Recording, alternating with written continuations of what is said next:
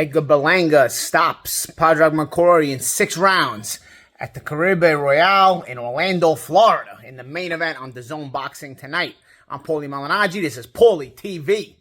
Let's break it down, guys. Let's break it down. So, the question going into the fight was, after Berlanga's beginning of his career where he had all these knockouts, he was going the distance a lot of fights in a row. And, some of the criticism was some of the luster was, some of the shine was coming off of the promotability of Edgar Berlanga. But tonight he got a solid stoppage, the first stoppage he got in about 5 or 6 fights, and he got back to his KO ways. Was it the most impressive performance? Listen, it's a KO win, and for his confidence, it's continuing to grow. He's continuing to ascend in a positive direction after a couple of so-so performances in between all this. I thought he looked good against Jason Quigley, even though he didn't get the stoppage. He got some knockdowns. And I thought tonight, listen, he didn't look perfect. I thought there were things he could still work on, but he getting the stoppage, I think, is big for his confidence. And also, again, we talk about promotability. It makes it that much more promotable that he's getting a stoppage and he's back on that sort of momentum.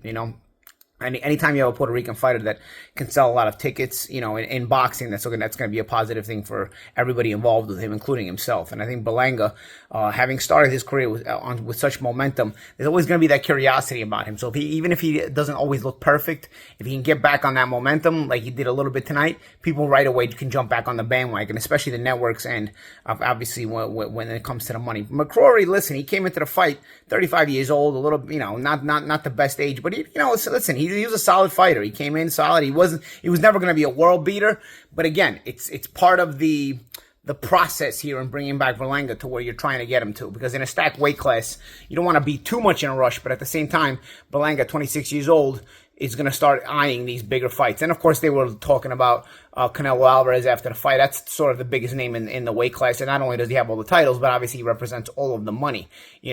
Personally, I've said time and again, I don't think Canelo is the best fighter in the weight class, but he does have the championship belts, so that has to be honored. And of course, he brings all of the money to the table. Really, what's next for Berlanga? I mean, Munguia is on DAZN, Jaime Munguia. I think that would be an exciting fight. Based off this performance, listen, I saw some things in Berlanga.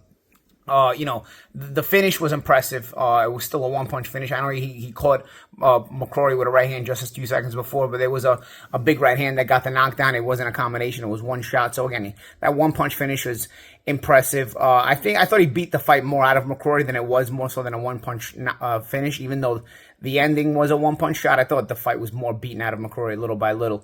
The criticism I have for Berlanga, I think he throws everything too hard, so at times you got to throw some off speed pitch kind of stuff, to use the baseball analogy, you got to throw some off speed stuff at times. And I don't see enough of that with him. And I think, that's why at times he doesn't get off enough punches. Like, I think the criticism for him was, he was kind of trying to set it up. He was, a lot of posing, all this stuff, because I think he's looking for big shots too much. I think sometimes you got to let it flow a little bit. And I like to see more of that in Berlanga, because he does have speed when he throws his punches, and so the ability to put them together is there, but he's trying to put so much muscle into each individual shot that even his 1-2, for example, he's overshooting that right hand at times. Even though at the end, what was the big shot? It was a single punch right hand that got the knockout. But I think he'd help himself a little bit by taking some stuff off some of the punches, maybe shooting more for speed and accuracy than for power every single time. I like his body attack. I thought he had to land some good body punches tonight as well. I thought McCrory felt 1 or 2 of them even before the ending came. So there's positivity there. One thing that I look at though, he threw that intentional elbow tonight. It's something that needs to be asked here. Is Berlanga the kind of guy that when he gets frustrated kind of comes undone? I'm starting to wonder that, because there's a previous fight where he bit the guy in the shoulder when he was a bit frustrated. I forgot who it was, but it was one of those fights where he went the distance. And now tonight, it was pretty intentional headbutt, right? I mean, not headbutt, elbow right in front of the referee. The referee didn't, I don't know how the referee didn't see it. Usually that's a pretty good referee. I forget his name, but I work a lot in Florida.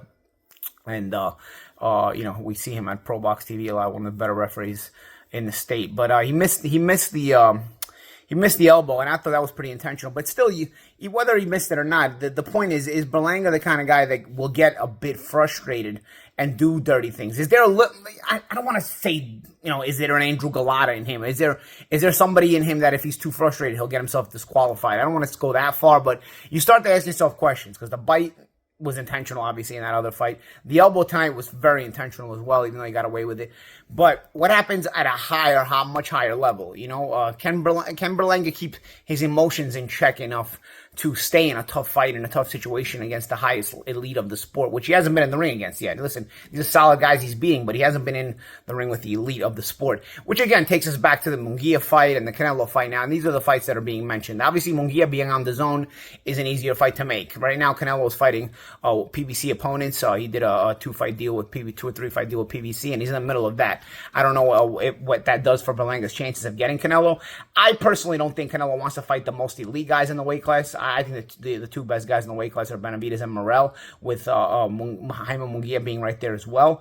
I don't think Canelo wants to fight either Benavidez or Morel, honestly, if I'm speaking honestly. I think he's going to look for popular guys who have a little bit of give back, so to speak, a little bit of, you can't fight bums, obviously, but he's going to look for top contenders who maybe are a little bit less risky. And I think guys like Munguia and Berlanga are high-level guys, but they're a little bit less risky than Benavidez and Morel. And I think Canelo will more so angle towards those guys, which, again, makes it interesting because those are guys that are on the zone, and they could probably fight each other. So what ends up happening? Who will Canelo choose? We still don't know. I think the best performance of the night, though, I think the thing that superseded everything, including Edgar Berlanga's KO, just when you think Berlanga got the performance of the night with that KO and nothing was going to supersede it, the blowjob Eddie Hearn gave Canelo Alvarez after the fight, the verbal blowjob that Eddie Hearn gave Canelo after the fight, that was maybe the most impressive thing of the night. Pause. I mean, that was unbelievable. I didn't think somebody could give a better verbal blowjob until I heard Eddie Hearn do that after the fight. What the hell is he talking about? Canelo won't fight anybody, and he's the best fighter in the world, and all this other. I mean, where we going? Where was he going with that? I don't understand. Are you trying to get Berlanga the fight, or are you trying to get Canelo back on their contract with you? Where exactly was he going with that interview? I don't understand. But Canelo's not in the building. He wasn't in attendance. Where was he going with that interview? It blew me away. Listen, and I like Eddie. I think I find him an interesting guy. I find him, I fought on his shows when I was fighting. He was always fair to me. I know some people complain about him, but I've never had an issue with him. But that was impressive. That probably was the most impressive thing I saw on DAZN tonight. And I don't even know if I'm really complimenting it, but it was an achievement in some ways. That verbal blowjob was top level, man. But I don't know I don't exactly know what he's going to accomplish with it. But if Canelo fights Berlanga next, then maybe we can give Eddie some credit for doing that. But I don't know if he actually accomplished anything else except for a really awkward interview when he did that. But anyway, those are my thoughts on tonight. Let me know what you guys think of Berlanga's performance. Let me know what you guys think, who you guys want to see him fight next. Does he have a chance to get the Canelo fight? Would the Jaime Munguia fight be really fun? I think the Jaime Munguia fight will be fun. Based on this performance, though, I'd still probably pick Munguia in the fight. But again, Berlanga shows some fun moments, and he throws everything hard. I think he should take off some stuff on some of the punches.